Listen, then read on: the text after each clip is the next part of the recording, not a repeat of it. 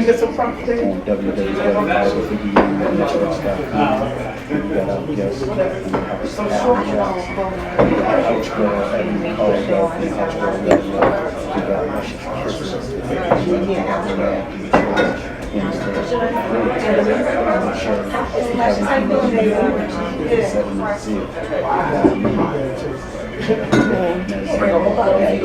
Yeah, they just props. No, you're fine. They're fine. Yeah, we're gonna take on this. So listen, we're eating with us. The tweets now. Empowerment, but I have another one coming out under this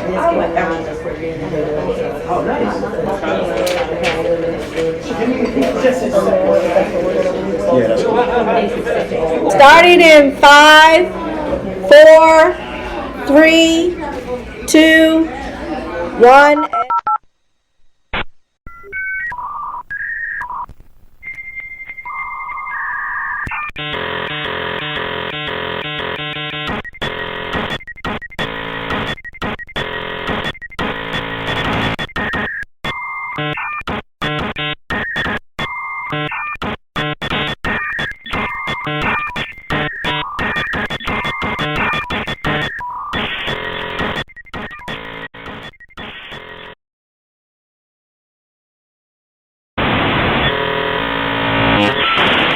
Hey! What up, y'all? Happy Monday, everyone. Yes, indeed, we're back with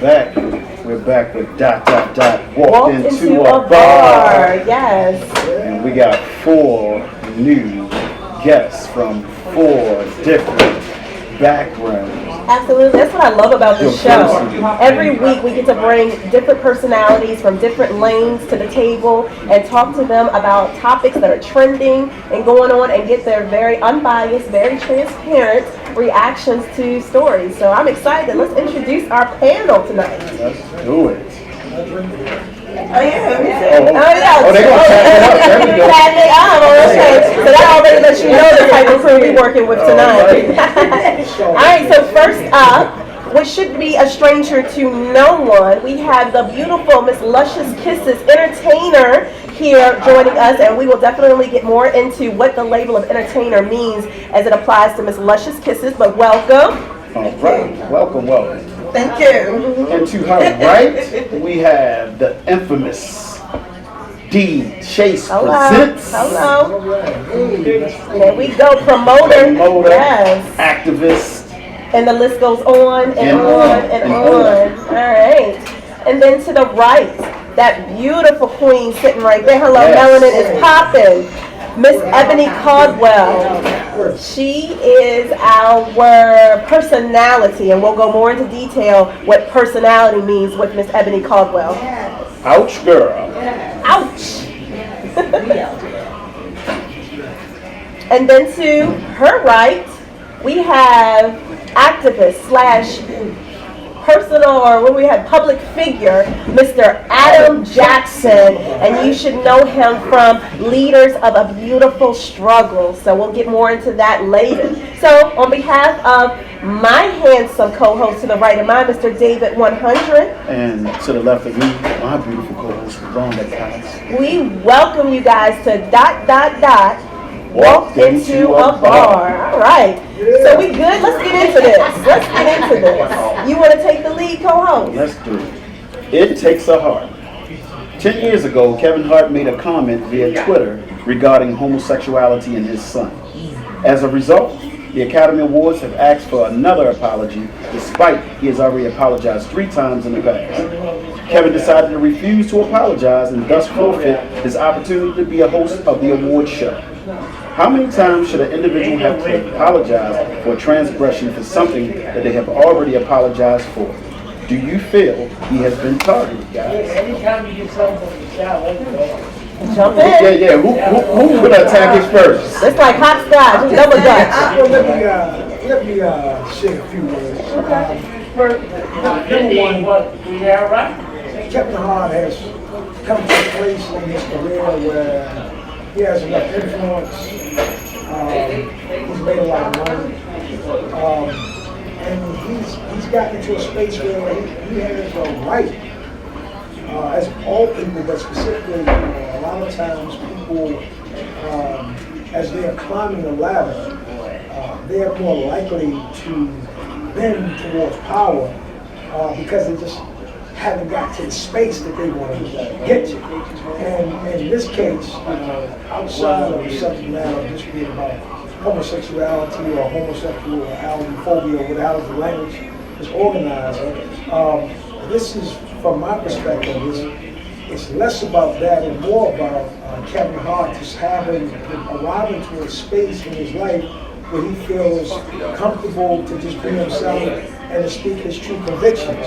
Not the convictions as it relates to homophobia or homosexuality, but as a man, I feel like I've done enough. And that is commendable. What I would say is, those without sin, please cast the first stone.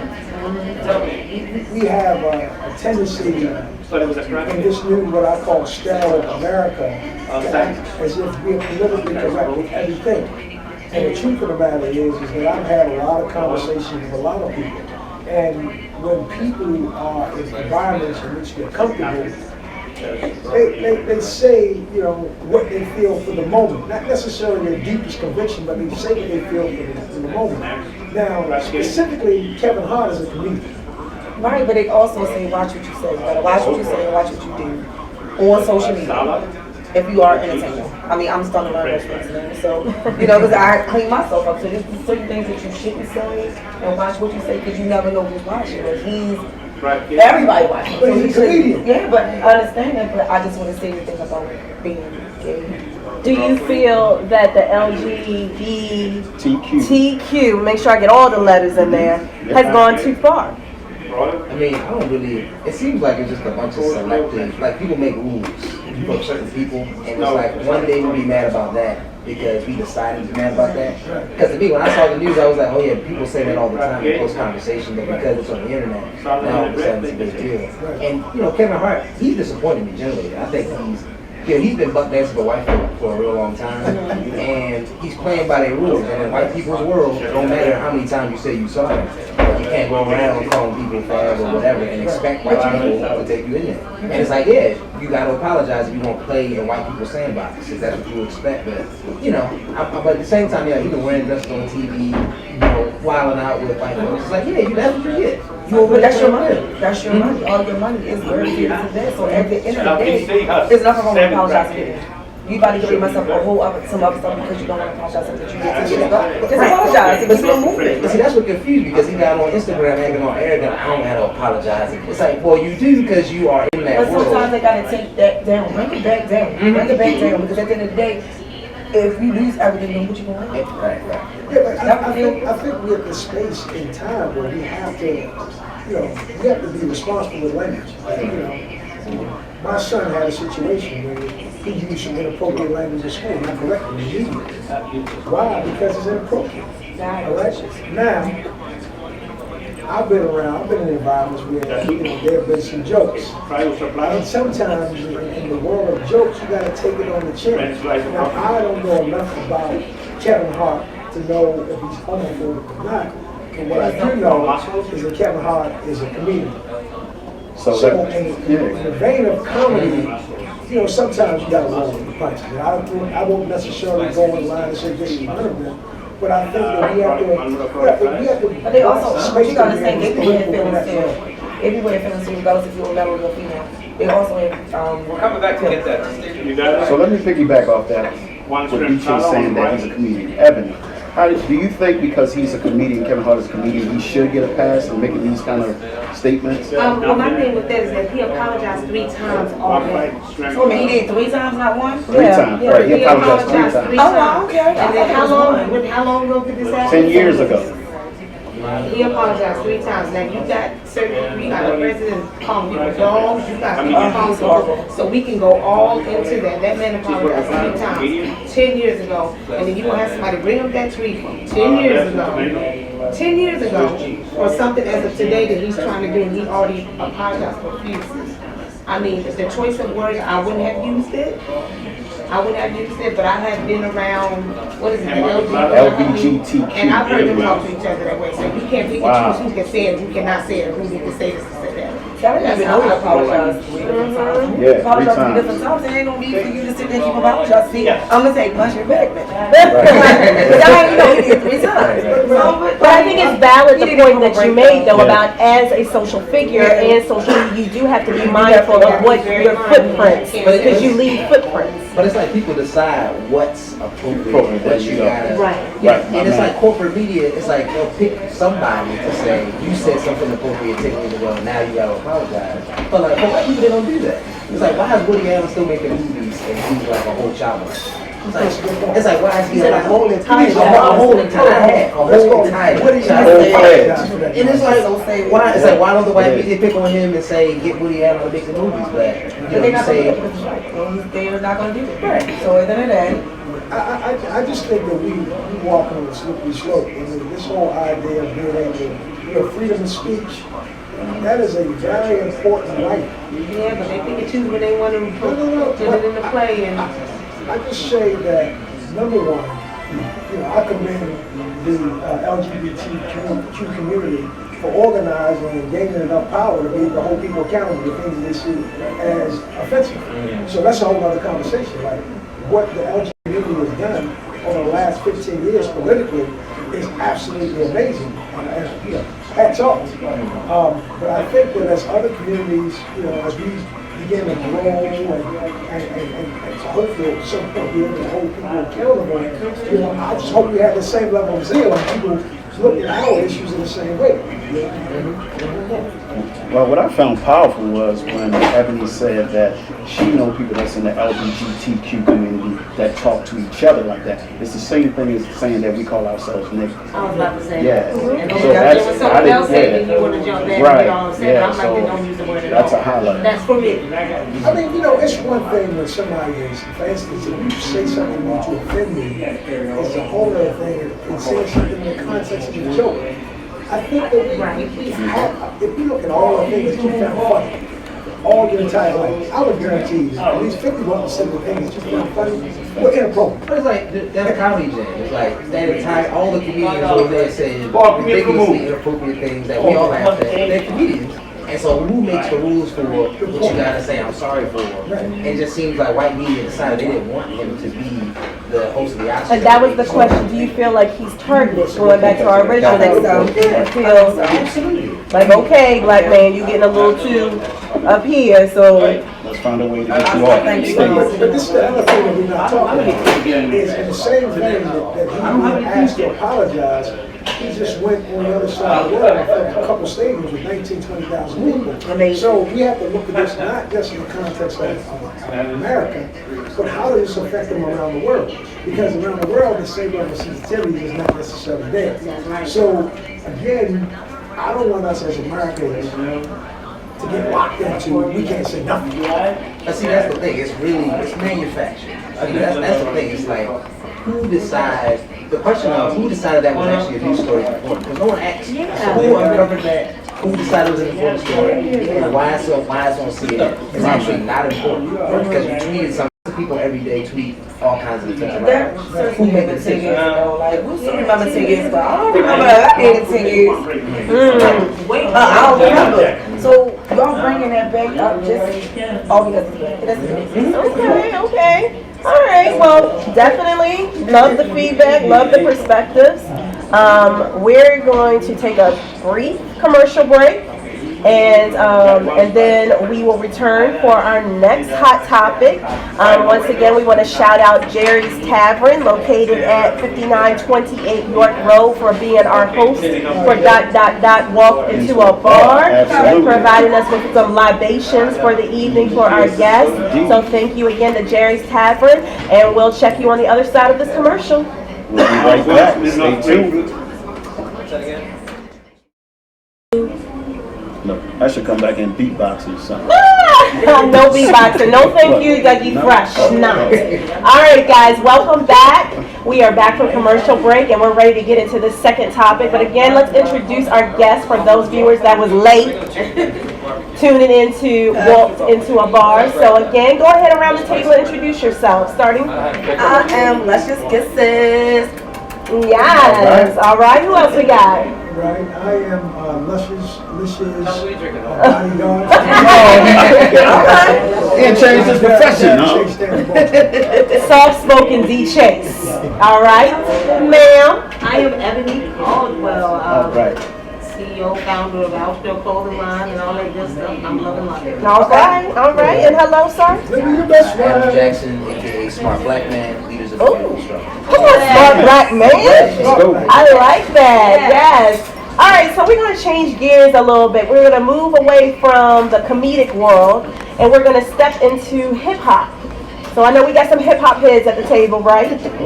Yeah, off the table too. Off the table, yes, off camera as well. We got some hip hop, some real hip hop. Where were you when you first fell in love with hip hop? No, I took y'all back to Brown Sugar. And I was in East Baltimore. oh my goodness. Right. All right, so off camera, we had an opportunity to share with you a post that was made by Will I Am of the Black Eyed Peas.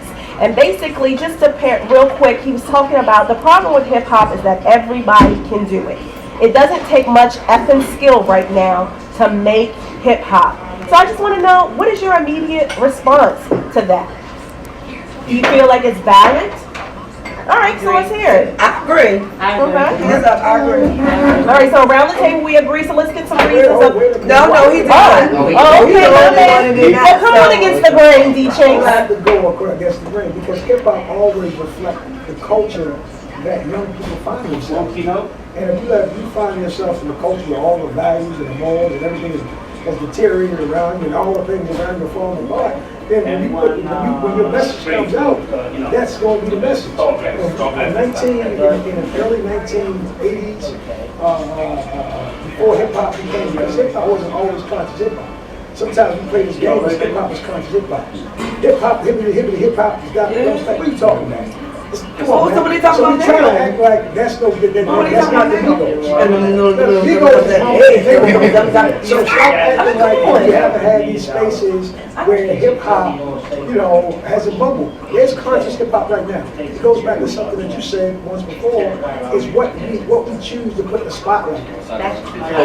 But who's the we? Because there's no equal representation of what people are calling conscious hip hop. Because that's not what America or these corporate institutions want us to listen to. Not really. Not record labels want us to drink, smoke, and kill ourselves. Yeah. That's what they want us to do. So I don't that's all they're rapping about. Well, that's what all the people doing these days. These days in this earth, all they doing is drinking and popping pills and smoking all that kind of weed that make them look retarded. I done seen it all on Facebook. And I'm just saying, but that's what they're doing these days. They popping pills and they drinking.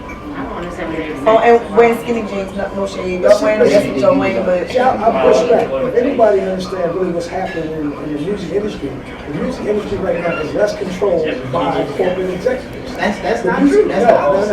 What I'm telling you is that most music right now is being consumed via the internet. It's going directly from the person that's making the music to the person that's listening to the music. But if you understand how the internet works, you have YouTube, for example, the algorithm or the program that decides that is an important song that you're going to listen to, that reaches the top of the algorithm. So you listening to YouTube thinking that this guy just reached you organically, in reality, that company put him in front of you. And there's plenty of brothers and sisters who rap about country music that don't end up on the top of the front page of YouTube or the front page of SoundCloud. It's always the mumble rap and the trap drums and all that. I'm with you on that. The mumble rap, I just send them that's all you need is like a hey or skirt. That's all you hear. And I be sitting there trying to figure out the words. Like, I mean, the beat is nice. But then when I'm trying to listen to it, I'm like, what he said? I'm like, okay, I can't. And I just want the only thing that you probably catch is the. All right, so let me go back to D. Chase. D. Chase said that the music is an environmental music, and somebody like Curtis Blow or Sugar Hill Gang. So are we saying that mumble rap might be retro? In some crazy way, hip hop was a fun music. From 1980 to 1983, when hip hop was becoming big, it wasn't about consciousness. It was about dancing. It was. It was about partying. That's just the truth about hip hop. There's always been conscious. Melly Mel made, White Lines. There's always been conscious hip hop.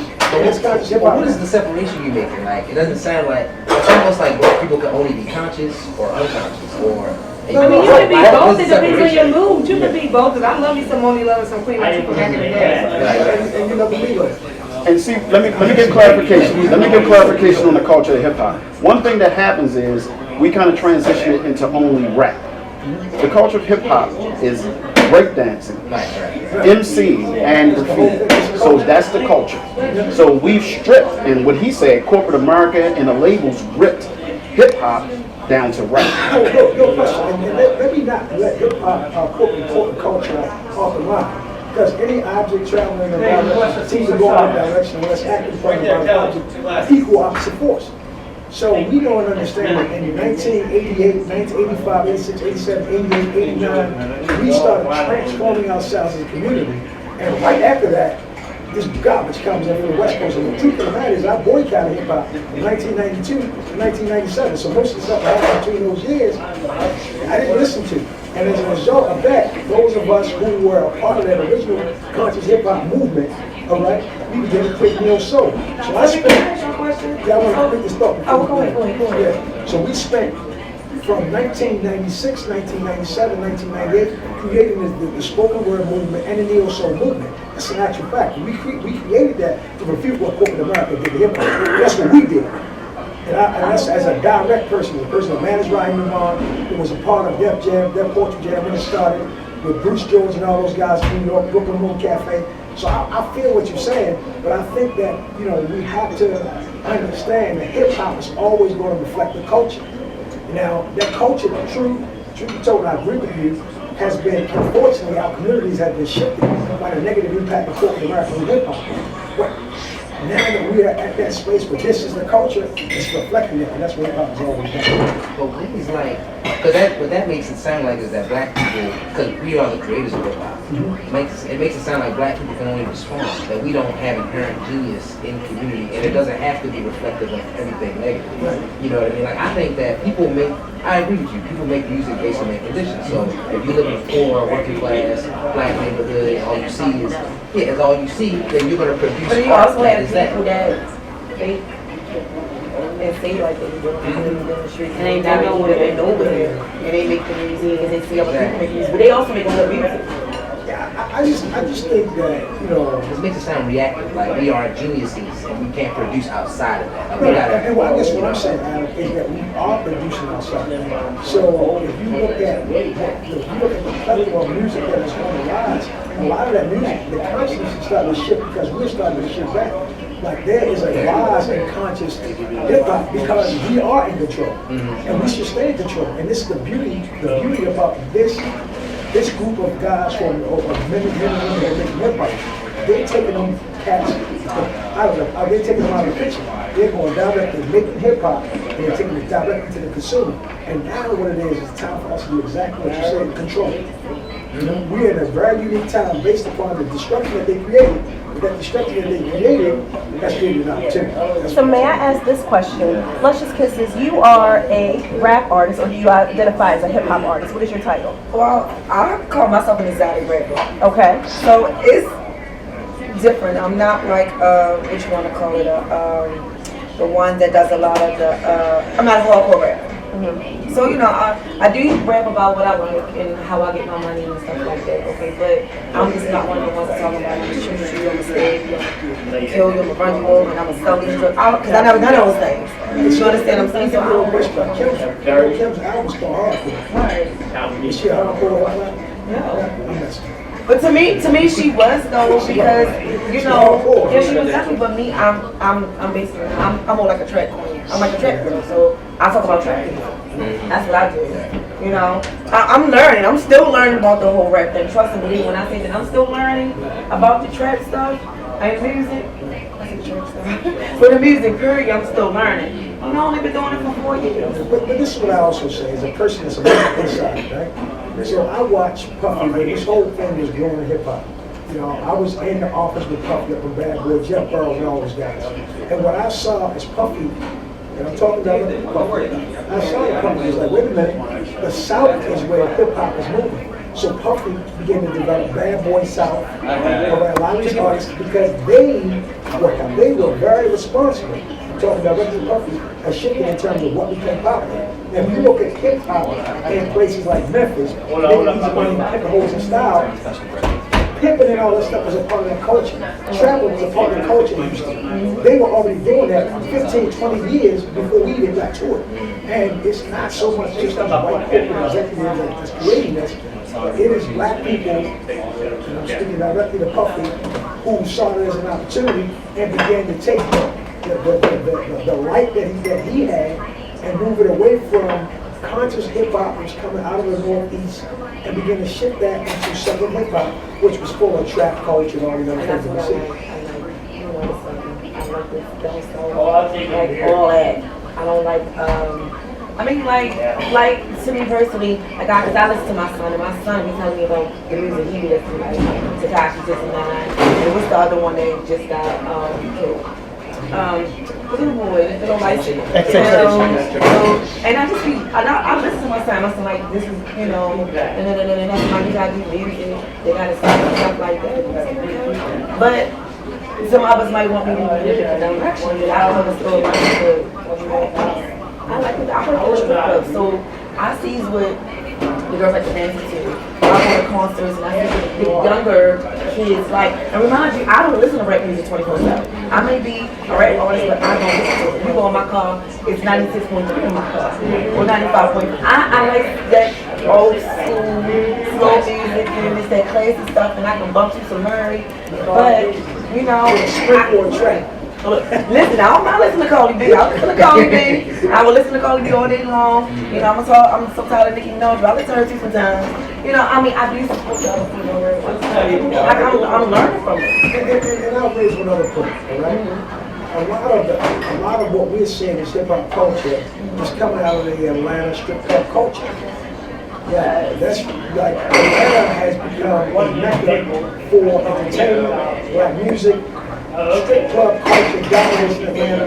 All of the stuff that's made in the streets is reflecting that. And DJs take that from the street directly, and because they have a long legacy with Babyface and L.A. Reid and all those guys being in Atlanta, they have a direct pipeline. They're able to take that stuff up and plug it in to people who have a pipeline in the rest of the world.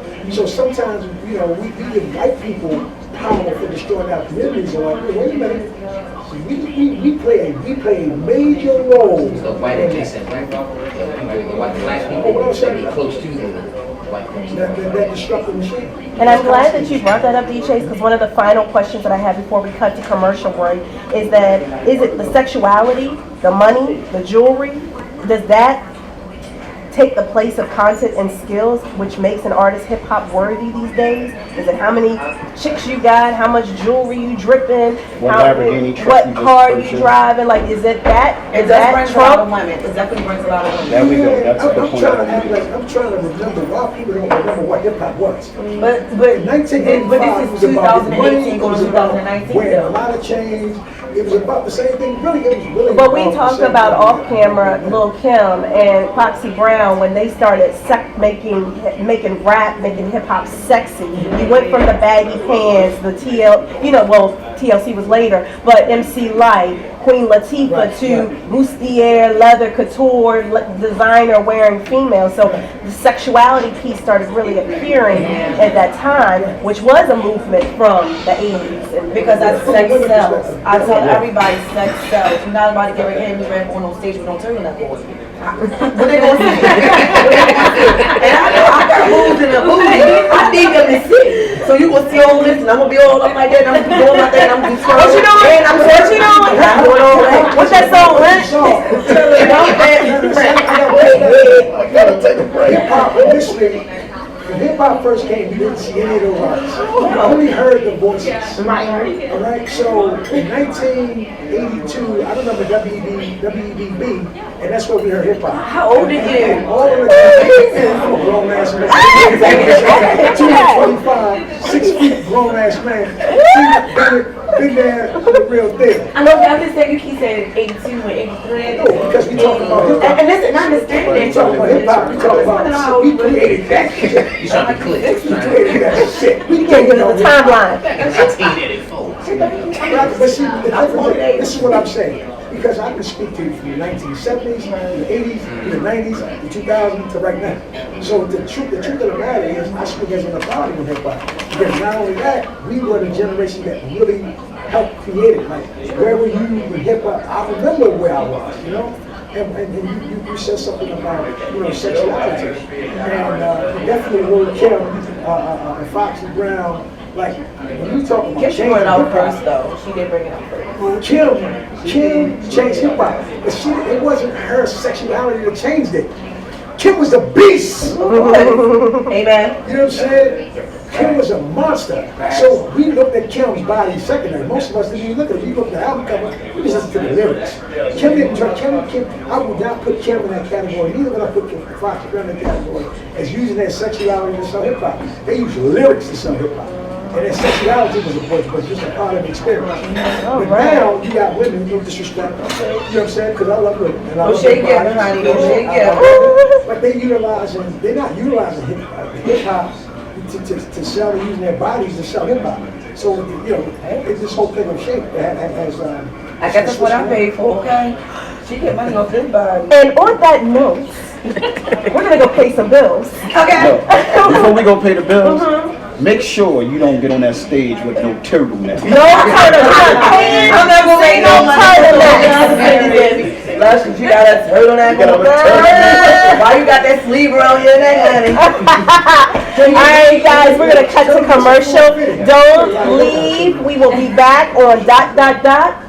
Walked into a bar. Take us out. Alright, so we are back from the commercial break, and you may or may not hear in the background the infamous Christmas song, Baby It's Cold Outside. Right now on YouTube, it has 5.8 million views, 32,000 likes, 1.3 dislikes. Chase. Thousand. That was from 1962. So, Chase be giving us the when Christmas years. remix's first start. Chase was there when he made this song. So we played that song because, you know, we just wanted to give everyone kind of a backdrop to this song. Dean Martin was the original singer of this Christmas classic that now has come forward with a controversy, mostly because of the Me Too movement. Absolutely. Yep, so. Now they're talking about banning the song, the old Christmas song. It's dumb. I think it's dumb. Who would not want to be snowed in or bundle up? It's coffee season. It's clearly coffee. You don't think it's coffee season? I just was talking about this stuff. Yeah, they started Coffee September. season. They started around. No, you put your application, you gotta let the guy put the application in, you gotta apply, you gotta test them, you gotta see if this is who you wanna be with during the coffee season. You understand what I'm saying? Absolutely. It's coffee season. Well, think that's on the thing, right? Baby, it's cold. Yes, it is. Keeping me warm. Yes, you is. What's wrong with that? That's why Santa Claus got all them LBs. Okay. I don't get it. I mean, it's like one of those things. Somebody decided they were upset about that, and like, okay, now we're gonna ban. Because the song is from 1962. I'm like, okay, here we go again. Exactly. Right. It's like, oh, I come don't. on. I mean, I guess ban it, but like, what's the point? So how many times you heard this on the They don't have to movie? pay 90% of that. Right. Marvin Gaye and everybody. Come on, man. Like, I think number one, I will always advocate for women to have the right to control their bodies. So if that is what you say that song is, But if you I would say you need sometimes to reevaluate what we protest. Well, Right? I support women, but I don't think that song, I'll go on the record by saying, I do not think that song is overly aggressive. I think that is, when you listen to the tonation between these two individuals, it seems that there's a cat and mouse chase. And cat and mouse chasing has been a part of, you know, adult relationships since the beginning of time, and it's always going to be. So that's what I'm when it saying. stops being that, it's going to drop. I'm telling you, what's that song with that? And he was singing to the girl, come on over to me. Yeah. That song, come on over to my place. And she was like, no. He said, it's not far from here. And she was like, oh, I'm a double part. I can't think. I listen to it every day and I can't remember. Come on, go with me. Oh, we got a karaoke version of Waltzing to the Bar. Hello, we got real. It's my place. Ooh. This one right here ain't gonna get banned by nobody. Listen to the This one gonna gain fans. It ain't getting banned. Yeah, it's nothing wrong with the song. I mean, it's cool by me. I mean, it's above me. Me being a woman, and I don't like the other songs, like the we talk about the rap stuff and how they, to me, degrade women on their songs. So this song is completely. It does not sound nothing like what's going on. Right, that's what I'm saying. So it Not at doesn't all. bother me at all whatsoever. No. Okay, guys, this is fresh off the press today about this song. The banning of the holiday classic, Baby It's Cold Outside, because critics suggest it alludes to date rape, is rushing the songwriter's daughter, who blames the turn of events on Bill Cosby. It always comes back to Putting pops for Christmas. Yes. So Wait a minute. Are you serious? Always come These whole back. white people made this song. And y'all gonna take it to Bill Cosby? Oh my God. I mean, there's lots of stuff needs to get banned. There's a whole lot of songs, a whole lot of television. If that's the case. and especially because his daughter is saying that Dean Martin wrote the song for his wife to sing it at parties. Oh, Like- like lying. Like that's what the daughter is coming forth and saying. It was never about date rape. It was mommy and dad. It's cuffy She's lying. season. We want her to come over. We want to give her a shot of Hennessy. And we're going to keep her warm. We're going to sit by this fireplace. We're going to eat and smoke and drink. And we're going to... That's what it is. Sorry. Ain't no wrong with that. I like the song. I'm talking about all that stuff. But the song is nice though. It's just... To be clear, it's 1940s. But y'all outside walking in the snow or it's cold and y'all keeping each other warm. We just tell you to come over the house with me and let me keep you warm and spend some time with you. It's not a bad song. Actually, I think it is a very sensitive song, and sensuality is a part of the experience of sexuality. And I think that, again, you know, You're not offering her no pills, no weed. we gotta. No pudding pops. No pudding pie. Everything. No wheat ground. I just want It's some something we good have to have the Christmas right to love. be human. You know, we have to have the right to be human. And I believe that we have to be the community of people as this community of censorship rise. There has to be a counter voice that says, wait, we need to talk about the right, who gives you the right to censor everything? Like we have to grow and become strong enough to push on one side just as hard as the other side. If not, then nobody will have an opinion about anything. You know, and then we'll just walk around with some neutered species where everybody is just sterile, there's no sexual energy, the population will cease to exist. Like, where we going with this? You know what I'm saying? That's why I said I got a list of songs that need to be banned. But that's not one of them. I just think it's a nice song. Well, I'm definitely, guys, not gonna fall for it. He wrote that song for his wife. So do you feel like there's some pedophile tendencies in it? Because again, pulling from the lyrics, my daddy's going to be looking for me, my sister, you know, or do you feel maybe that's just the culture of that era? It was the early 1940s, so, you know. They was marrying young back then, weren't they? Yes, they were. I don't know about that. They were marrying young. They were marrying young. That's new, I know. Hold on. Yeah. But again, we have to be very, you have to be responsible with the use of the word daddy. Because some people have used the word daddy, not necessarily not necessarily you. But people have used words like Papa Chulo, Big Daddy, and they're not speaking in context of father. You know, they're speaking in another context. So we have to be willing to be responsible enough with our own ability to decipher what are they really talking about. Is this a sexuality song or is this a pedophilia song? It's a grown adult song. It's not even for children. Go to sleep. Listen to Santa Claus come to town. So do you feel like it's just as, Adam, I think you alluded to, oh, someone had a problem with this song and oh, we're in the Me Too movement, oh, let's just throw that in the bucket with that and get that song banned? Or, you know, do you feel that the Me Too movement is going too far with situations such as this? See, I mean, the terminology I use is selective moral outrage. It's like, look, to me it depends on who's saying it, like who's saying they have a problem with what. and it's like you cherry pick at different times based on those standards. It's just like we decide today that this thing is not acceptable for no other reason. Because like I was saying, if this song is banned, there's a whole lot of rap music that should not be on the radio. I just told you I got a list. Yeah, I got 2 lists. and it's like, and in my mind, you know, who's actually, when we go back to who said that this is a thing that needs to be taken off, it's like, that's usually people that have more power, more resources, more money than we see. And so to me, it's a question of tracing that.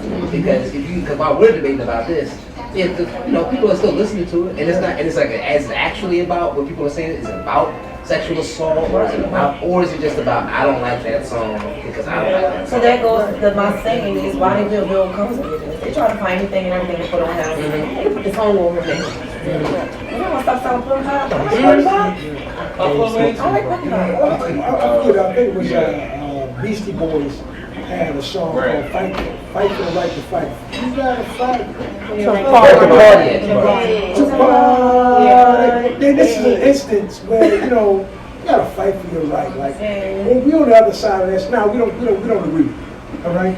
So put your argument down, we'll put our argument down, and we'll find what the middle ground is. But we can't, those of us who I argue, have some level of sanity, all right, and some level of balance. So sanity and balance, the responsibility has to be the filter of this music, the filter of this music. Not, as you said, Adam, a person who is not necessarily balanced based upon some negative or destructive experience, in this case, sexuality. Like, I understand, like, I will fight harder. If you listen to my album, Urban Blues, 65% of that album is about women, and women having the right to control their lives, their bodies, and their future. As a responsible person, I'm not going to allow those individuals tracing that line of people who are deciding what we listen to and what we ban to decide what's right for me. And I believe that there has to be a movement on the other side to push back and let's really lost it. What is really illustrative of is that in America, we have very little control over the information that we are provided, and then when we interpret the information, most of the time we don't look at the source. Right. So when you first see like Channel 13, and I saw it on Channel 13's website, and I was like, who in the hell decided that this was something I need to look at? Like, who was the journalist that said this is important for me to see? Right. And I don't think most people ask that question in their daily life. They don't. And so when people are saying people are upset, it's like, what are you talking about? Who's upset? Like, who's like is someone angry? Like, is someone frustrated? Or is it literally you decided to manufacture a thing so that way you get more clicks on your website so that we can be talking about it? Because this is what they want. It's like they want us to talk about this, but in reality, it's like that song is going to be played on other radio stations. People are still going to listen to it. It actually has nothing to do with protecting anybody other than whoever decided it was a thing. It actually can be a marketing tool because I guarantee you, more folks have logged onto YouTube to hear this song than would have normally at this time of the year. So they still get money. So however y'all want to ban it, it's on YouTube. You know you can get paid over YouTube. And y'all gonna keep on streaming and keep on doing it. Y'all gonna keep on listening to it. That's a whole other conversation. It is. Who is the beneficiary of this market? Who's the beneficiary? But I'm going to say it like this, guys. Before we go to break, I'm going to say it just like this. I'm going to take Trey songs out my playlist, drop in some Baby It's Cold Outside, and a couple cookies with some milk, and it's going to be good for R. Christmas. Kelly's I'm putting it No, I ain't putting it in R. Kelly's. Can't get in my playlist. Kelly's in mine. 12 days. Yeah, I don't know what Virginia off there. Oh, my I love the things you find out on ... Walk to 2 Were you young? I was. You were young. Was it with R. Kelly? You gotta call, when it's that situation, you gotta call him Robert. All right, guys, so we're going to take a little bit of a break. We're going to go to commercial. When we come back, we're going to tackle another topic here at Jerry's Tavern. But according to the words of Adam Jackson, the smart black man, you might have to call this ... Who decided that? Who decided that at the bar? I am changing All right. hashtag to the smartest black man. All right, we'll be right back, guys. Right back, guys. We're back. It's your boy, Mr. 100. And it's your girl, Rhonda, RSVPEM.CEO. And we're back. We walked into a bar. And Lord, did we meet some characters here? Yes. We had little Jim Beam, little Baby is Tito, cold outside. Captain Morgan on the table, little dark man like this. We're talking about Kevin Hart using any appropriate words Yes. towards the LGBTQ community. Yeah, we talked about the state of hip hop.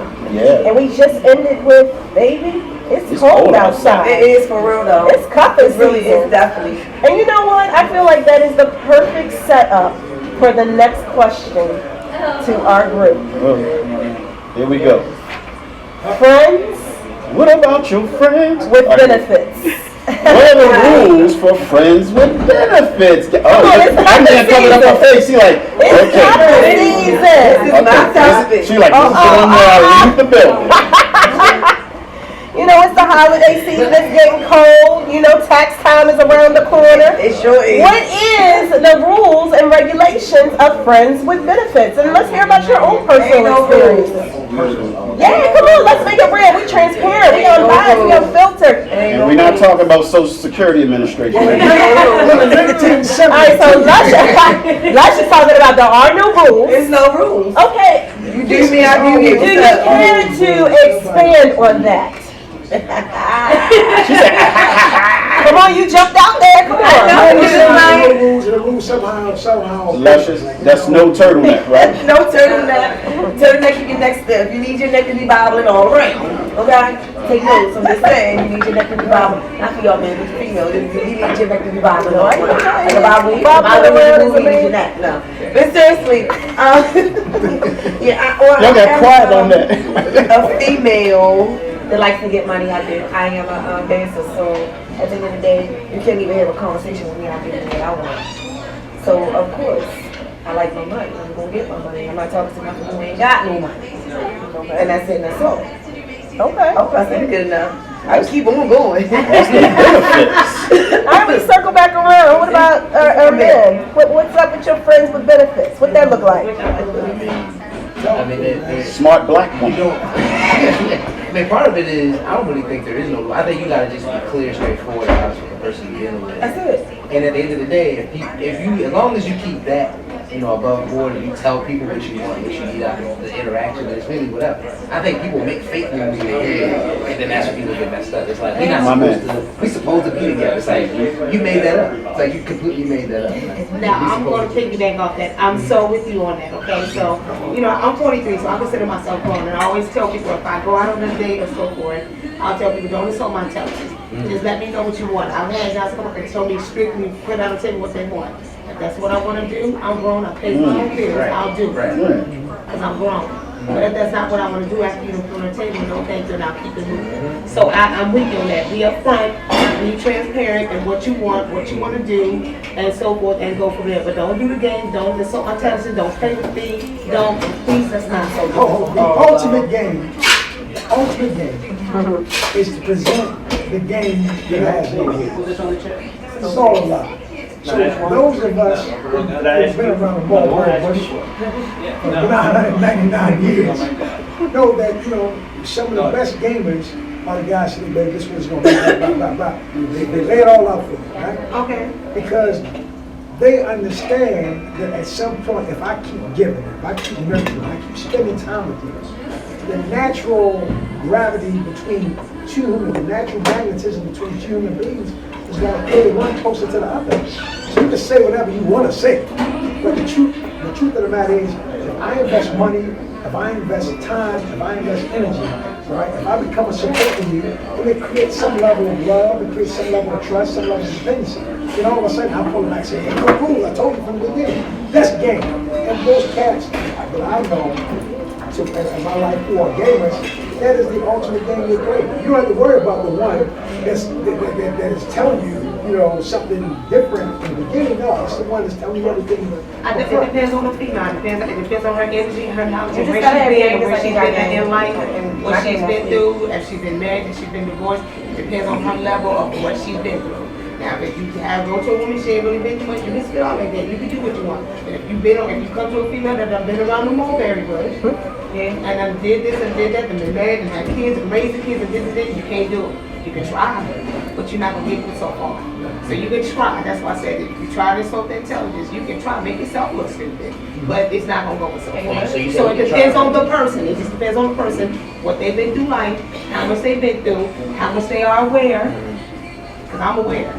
So it depends on how much they are aware. No, seriously, I'm just saying it depends on the person. I feel it depends on the male and the female. Everybody depends on that person. Everyone is different. No, I disagree. It doesn't go, it's not like me. I'm just None of y'all, definitely not like me. It depends on the person, their energy at that time, and how much they are aware with themselves, not with everyone else, with themselves. Right. And people are really dishonest with themselves. Yeah. Like people will get into whole fake relationships and be like, well, I thought we was just. You know what they call it? It's called situationships. Oh, that's what. Because I've been in a lot of those situationships. So if you want to play game, I'll play game back with you. So this is what you want, which 9 times out of 10 a man wants vagina. You understand what I'm saying? Okay, you want vagina, you want head. But if you're grown and if you want to do that, then you have every right to do But let me what tell you you something, want because to we still have men that's my age and your age and older still have game like it ain't nothing. Oh, I know. Mind you, it's still in this world. So at the end of the day, if you want to play me, I'm going to play back. If this is what you want, this is what I want. Run me my money. Run me my check. I got cash app. I got pay. What's up? So at the end of the day, if you're gonna try to play me, I'm gonna play you back. Everybody comes at me, but everybody comes at me on that on that. That's a transactional relationship. Because I know exactly what you're doing. I'm getting over this. That's a new one. That's not bad, and I'm married. So people come to me like that because of who I am. So you say, okay, Luscious Kisses, she's the next double star. Okay, wow. I got here certain kind of money, and that's why you absolutely because I'm not doing no rate. See, I'm different. I'm just not gonna deal. I'm on my ground right now, so I really don't have the time anyway. So I'm not even on that. I'm good. I just don't like people lying about the reality of emotions. Emotions, 9 times out of 10, We get emotion. are going to come into the picture, and when they come into the picture becomes clouded. And as human beings, we always act that we can move and go along without these things that keep us down to each other. And it goes fundamentally against the essence of how we behave. Well, that's human. I mean, you're not human if you don't have emotions. That's what I'm saying. So But they don't have that. it's all They don't out there. have Put it all out They there. don't. You put it all out the street. You put it all out the street. You stay around long enough. Those human emotions clouded, and it still can end up the same place. They don't have I disagree. I feel if somebody been through a couple of things enough, they're gonna put their foot down. If someone, I'm telling you, if they're aware, they're not gonna deal with it. You get to a point, whether your emotions or not, you're not gonna deal with But it. I'm with you on that too because I've been through a whole lot. Trust and believe that. And half of get them to a already point know what where I've you been see- through. you can smell it a mile away. So I don't have my patience with men are like this.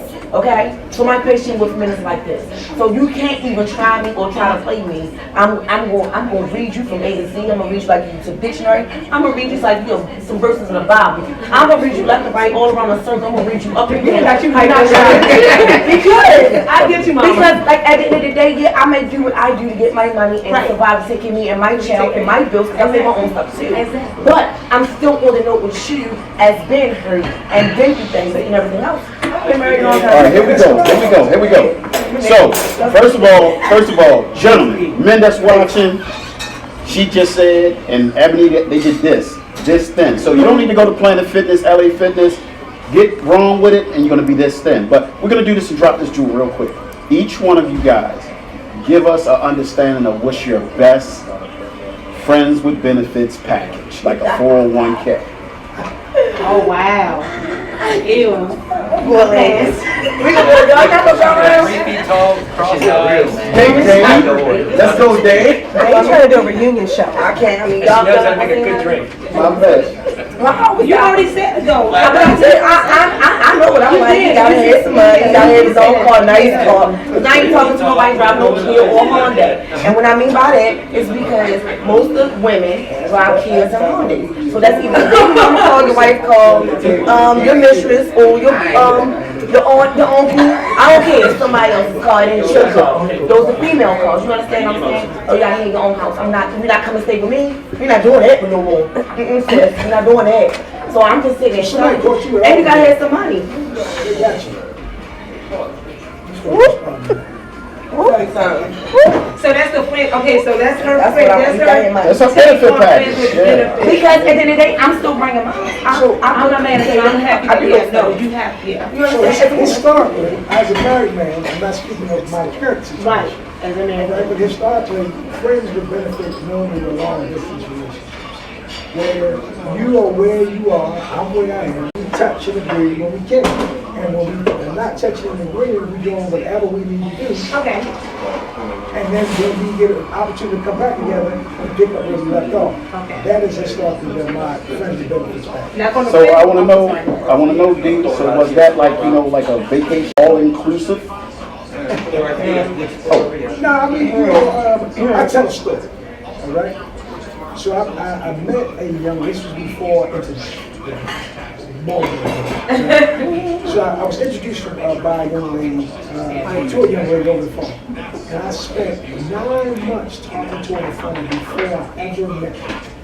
And of course, because the relationship was so rich, and we were never in a relationship, but the energy was so rich, immediately when we came together, sparks everywhere. And we were able to leave, go back over, have another conversation for 3, 4, 5 months. Fly over there and sparks were happening. In that case, there was no, there's no selling of the future. There's just conversation. There's an experience, a memorable experience, and then there's life. And I think I noticed in the context of that, I think that you can have these friends with benefit packages. But when you are constantly in the face of an individual and there's too much interaction, that friends with benefits is going out the door. Somebody will get it. I agree with that. If there's too much interaction, that's not friends with benefits. Because friends with benefits, you should come indoors, you please. And I'll see you when I see you. If I don't see you, we good. I'm busy, you busy. And then if you call me, that's it. But I don't do it. I'm too good, so I don't do it. That's what I said. Okay, Ebony, but I still need the ouch girl, friends with benefit package, even with you being busy. I don't have one. So if I was to have one, I'm more of like you're on your end, I'm on my end. When we see each other, we see each other. When we hang out, we hang out. I'm grown, you grown. I don't need you to talk. Where am I at? Don't do that. Don't ask me, and I don't ask you. And it's just That's what benefits is definitely different from situationships. So that kind of sounds like a fishing rod with the wire with the bait on the end, and throw it in the. I guess I really don't know because I don't. 51 now. Adam, you the young buck at the table. I've tried that so many times before, and I don't even think. It's hard to even say. I just feel like what happened to me a lot of times is that I would get into situationships. That would be my pattern, and I would catch myself saying stuff at the beginning that would be like, no, this is what it is. This is what parameters. These are the box that we, and it always turned out to be something else. And I thought it's a complete lie. But see, with me, I'm not looking for a relationship now. So I've been single for almost 2 years now. So right now, I don't want a relationship. No, I don't. No, I don't. No. I tried that. It didn't even work. So at the end of the day, I want the friends with benefits. You want to see me, you give me my money, or if I go to dinner with you, you give me my money. I go to movies, you give me my money. I don't care. Right now it's working for me, it's been working for me, and I'm doing good. No, I'm asking. I mean, I'm 65, I'm gonna still look like this. I'm like, you know, we'll still look like this. You look great. At 65, you think that you can maintain what you're saying for the next 27 years? I don't know. I can't tell my future. You understand what I'm saying? I'm just telling you, I've never ever in my whole entire life been single. Never. And it's one chance and it's one moment that I want to be single and breathe and make myself happy and to live my life and everything. And this is one time.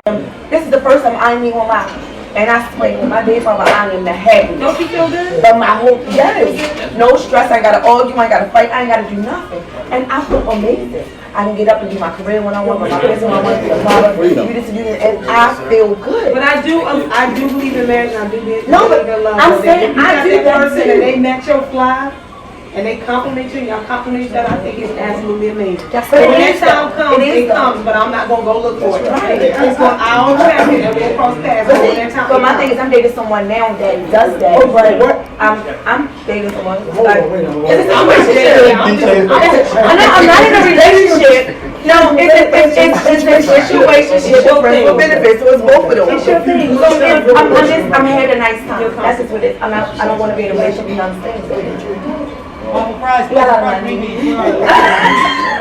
So before we go to commercial, I'm not going to name any names, but someone had talked to us about contracts. So before entering into a friends with benefits situation, they have the individual do a contract. How would you feel if Attorney at law. someone rolled that you're dealing with presented you with a contract with terms Esquire. and agreements of what your friends with benefit is going to look like? Because after all, contracts save friendships. Steinberg and It Steinberg. worked in 50 Shades of Grey. Well, you know what, with me, I would do a contract, no problem, because at the end of the day, this is what you want, and this is what I want. So if y'all sign that contract, like say for instance, okay, so this is a contract, and your job is to come with me to corporate parties to make me look good. You understand? You're going to get paid for that. You understand what I'm saying? Right. Or I need you for any kind of, it doesn't even matter what it is that I need you to come there and just go out of town with me, go on vacations with me. I need that eye candy to look good. You feel me? You know you want to do it. I'm going to sign that contract. Yeah, I mean, I think contracts are all about transactional situations. You know, and I think that for me, the human experience is not transactional. It's like I don't do something for you because you do it. Right. I do it for you because I If you want to. Right. That's it. He said it. And I stop doing it for you. I won't stop doing it for you. Right. Because not that I'm under any agreement with you. It's a but breach of contract, I'm D. under agreement with myself. You know what I mean? That's what I want to do. Right. Breach of contract. Listen, when you do coffee season, you gotta do a contract. I'm doing a contract on coffee season because this means that you the only one that, listen, this is the only one that I'm not like, I need you to be cuffy with me the days I need to be cuddled, Right. held, all that. Go to me, Yeah. some Netflix and chill. So I need you to sign this contract. But listen, this is me. I need you to make sure. You do. And what if it be a snowstorm? Oh, I need to make sure that excuse me, your penis is big. Oh, wow. And you can hang, Baby, and you it's can match cold my outside. Moved up. And- 6 months, you don't get moved up. All right, so what we're saying is contractually, if you have all the things that you need with your package, how do you go wrong? They gotta be in a contract. Don't be on cuffing season for me. You're no go in the contract. Adam, smartest black man? www. You can bring food Contractdates.com. You can bring the food and I cook for you. But I'm just saying that my contract for my coffee season, this is my coffee season. That's it. That's it.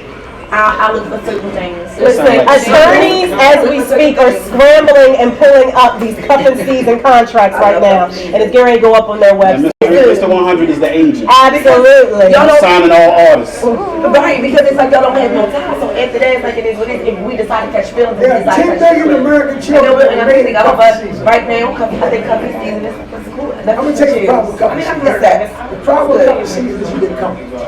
You do. All right? Once you get comfortable, 10 million children will be born. And then the problem becomes with these children that are born in coffee season is that the children won't have an expectation of being a part of a family, and then they find themselves. I mean, but it's true though. A lot of people do get pregnant during coffee season, but Well, in the contract, there needs to be birth control and condoms. Wait a minute, that's plan B.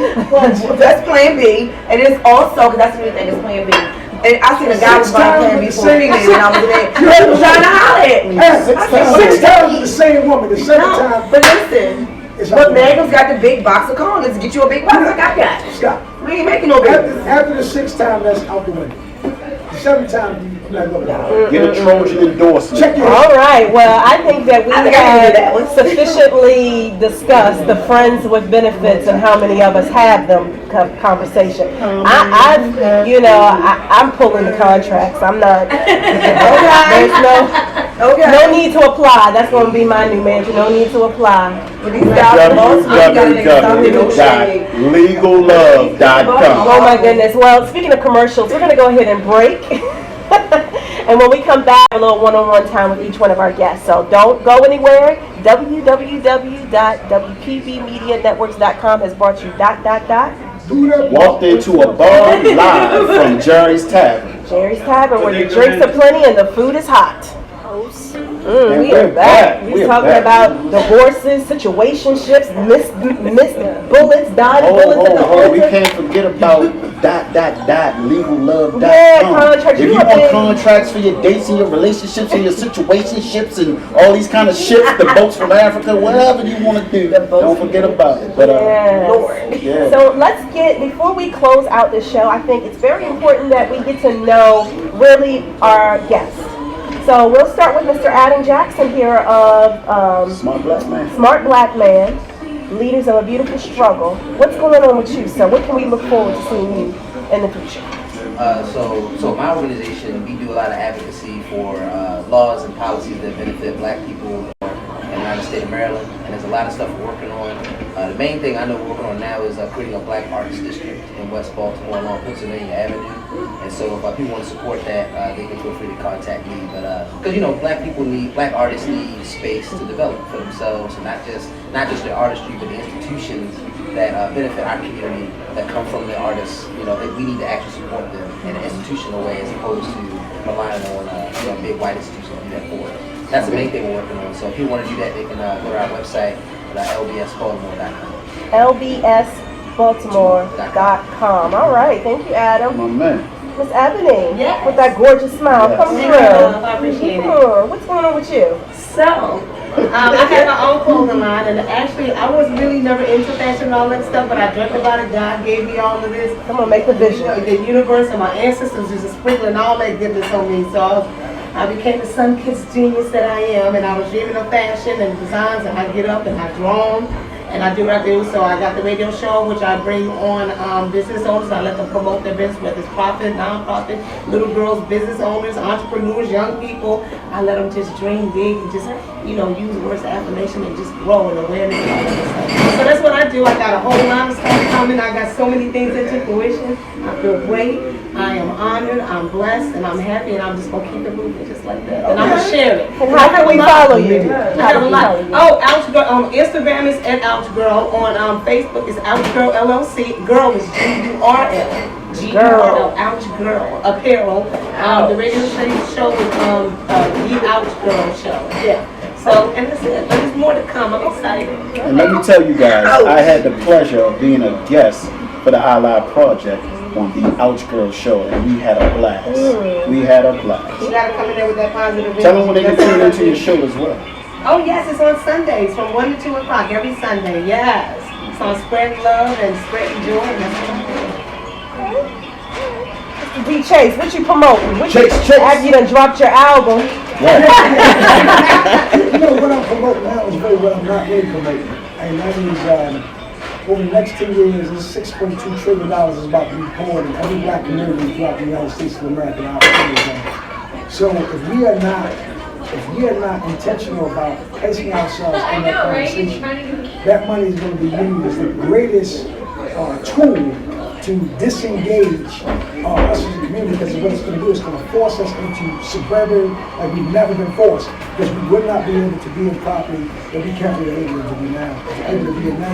So we've been meeting Senator Tim Scott, Senator Cory Booker.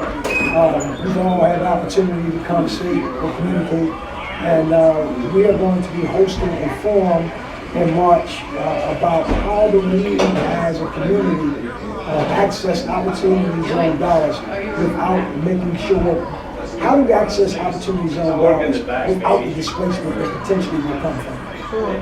That's going to happen in March, okay. Yes, how can we follow you so we can stay up to date on these movements? You can go to standupbaltimore.org.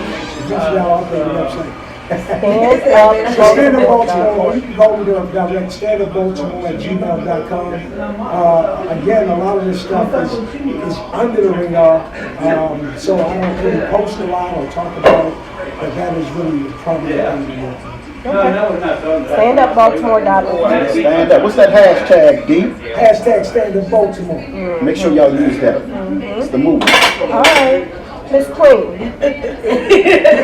I'm sorry. Hey, Luscious Kisses, what happened? No You thinking about your turtlenecks. coins. No turtlenecks. No certain things, and I was definitely thinking about that cool. Yeah, I'm trying to figure from what we're looking at now. It's cold. Why you work, It's cold Luscious? out. Okay, so on the weekends, yes, I'm still down on my jeans, still popping, still making that money. Keeping them open, keeping the doors open. Make more money than the others, trust me, believe it. So y'all catch me down on my jeans on the weekends. Also, I have a radio show too. I am an award-winning adult sex show. I talk about sex. That's all I talk about. I talk about experiences being an ex-adult star. Yes, I'm an ex-adult star too. So I talk about a lot of things, and I also give tips and everything else. I can help you out with your sex life. I can help you out with your love life. This is what I do, and I've never had a complaint with nothing. They don't want it. No shit. But that is I want Luscious TV, and we on RadioOnFire.com. That's every Thursday at 10:30. Sometimes we're late because we black. And that's just how it is. Also, I got a book that I'm writing. It's called Diary of a Porn Star. It's actually about my life, how I became who I am. Okay, as a rapper, adult star, to losing my mom, and to past relationships, to the last relationship, to like everything. It's like the book is amazing. I'm taking my time on it because I want it to be perfect. It's about my life. It's been an entertainer, period, for 20-something years, and I'm saying that. Also, stay tuned. I got new music coming out. I got new music coming out, so stay tuned for that. Also, anything else, I don't know, but y'all can follow me. The movie. I did a movie. Thank you, guys. I got so much I got going on. So I did a movie with Kiki Palmer. I played actually as a dancer, but I got credits, and you can definitely see me in that movie. So I got pink hair, so you'll definitely see me in it. So, and she's amazing. Kiki Palmer's amazing, and I ain't nice time doing that. So also I got new movies coming out. Also, y'all about to get ready to check me out in this new reality show. Come on, let them know. What is it? Live, The Real House of Maud Zorman. All right. Y'all right now. It's about to get ready to Liddy. 4 points. Fire. Extra, because I'm already extra. I'm just saying. Yeah, so just stay tuned for everything that's coming out. I'll definitely keep you posted on all my socials. So please follow me on my fan page, that's Luscious Kisses. That's Facebook, Twitter, Luscious Kisses 1. My Instagram, I got 122K followers.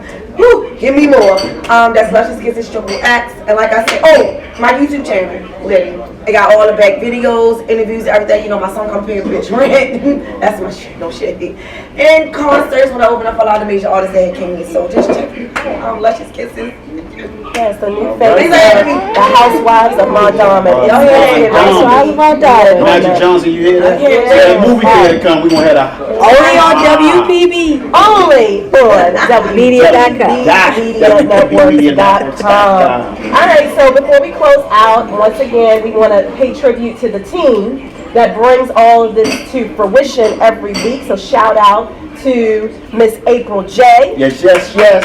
Yes, she is the creator. She is the boss chick of WPB Media Networks.com. And also you can follow her Instagram at AprilJ1 or at April J of Women Talk Live, because yes, she has that show, or at WPB Media Networks on Instagram, and also on Facebook, WPB Media Networks, and April Hall on Facebook. So you're doing big things when you got multiple handles. Yes, okay. Because I'm so sorry that I didn't finish. And can I just get this one more shout? And I definitely want to get a shout out to my new team, because I didn't get everything I'm trying to get out. So that's R&R Entertainment, and that is shout out to Robert Ross, which is my entertainment lawyer / manager, and Bay Management. Also, he's definitely behind y'all. So that's we're working. We just got the big photo shoot in Miami. We focusing on some other things like love and hip hop, some music and everything. Like I said, we working, and I really appreciate my team, and I want to say thank y'all for working with me and understanding with me, and also thank y'all for having me. All right. So I just wanted to put that in because team is very, very important, which segues into the second half of this production crew behind us. Yes. Mr. Seven Nazir, okay, of Nazir MMP or Nazir Multimedia Productions, and you actually can follow him at Nazir MMP on Instagram to find out what's going on with him. It's bigger than just what you see here. He does music videos. He does all kinds of things. Like he's a franchise movie, multimedia. Yes, Brent was done by that. So there you go. Oh man. David. They tell me we got about one. I'm just David, Mr. 100. I ain't nobody. You are somebody. You're the creator of the High Live Baltimore. So talk about that. Yeah, I Love Baltimore, nonprofit organization for the youth, 501c3, determination. We out here to help the youth, the future right now. We're helping them with the future right now. We basically give them life skills, but as well connect them to resources for their gifts and talents. My background, I just done plenty of years of music, media, consulting, sales, all kinds of things, you know. So, but I'm here with my team. This is really what's important. WPB Media Networks, been down with the family, Grown Folk Radio, 6 years, management, GM. We've done it all. But it's Mr. 100, y'all. Y'all can follow me at I Love Baltimore, at Mentor LLC on IG, and then Facebook is just plain old David Thompson C. What it is. Facebook is making you the government. Yeah, Yes, it does. that's where I got the real followers that everybody know me by my real name. All right, and did we say the best for last? And the best for last is Miss RSVP Management. Come on. Hey, so you know me from being an event manager, not just a planner, because there's coordination and management and planning that goes into all of that. So I do have RSVP event management where I work with the upper echelon of my clients. I work with politicians, I work with artists, I work, you name it. We have a luxury concierge service that's a part of event management under RSVP. But I put all that to the side and put on my hat because thanks to April J, she has afforded me the opportunity to now add co-producer to my list of accolades. Co-producing. Yes, I am now stepping in front and behind and off screen and delving into the world of multimedia, so co-hosting this show, and then also we are getting ready to come up onto Women Talk Live, another season, and you also may have caught me on the season of the Queen's Wind Down. So that's where I actually got in front of the camera with the Queen's Wind Down, and now we're segueing into this. So yeah, you never know what lane you go in, and it's great, and I love it, and I love being a part of the team and bringing all of our gifts and talents to this platform, and we thank you tremendously for taking time. Be anything Absolutely. Without you guys. Thank you for taking time out of your schedule and spending this time with us, and make sure that you let all your followers know, hey, walked into a bar. Hold up. Let's not forget it now. Walked into a bar. Again, special thank you to Jerry's Tavern, located at 5928 York Road, Baltimore, Maryland, for allowing us, like I said, to go from the back of the restaurant to the front of the restaurant. Shout out, hey. And we don't want to forget that. Yes. And you can go on demand on our website to see any of the previous shows. www.wpbmedianetworks.com on demand to view all of the walked into a bar, the live wide show, WPB Media, but the women's talk show, and we're going to have a couple other shows coming, including Luscious, what we're going to be bringing to them. Real Housewife. You want to say it's a Real Housewife? It's a Real Housewife. Y'all know this. You want to say I had a couple of those. So I'm feeling good. But also the real Housewives of Montgomery. There you no go. turtlenecks. No turtlenecks. And guys, also before we log off, make sure that you catch this exclusive interview with April J and Susan Smallwood. She is the Grandiosity Socialite. This is a one-on-one interview that goes into the life of Miss Susan Smallwood, her fall and her rise to grandeur. So please make sure that you check that out on www.wpbmedianetworks.com. And we out, y'all. We out. See you next week. Same time, same place, different cast. Night.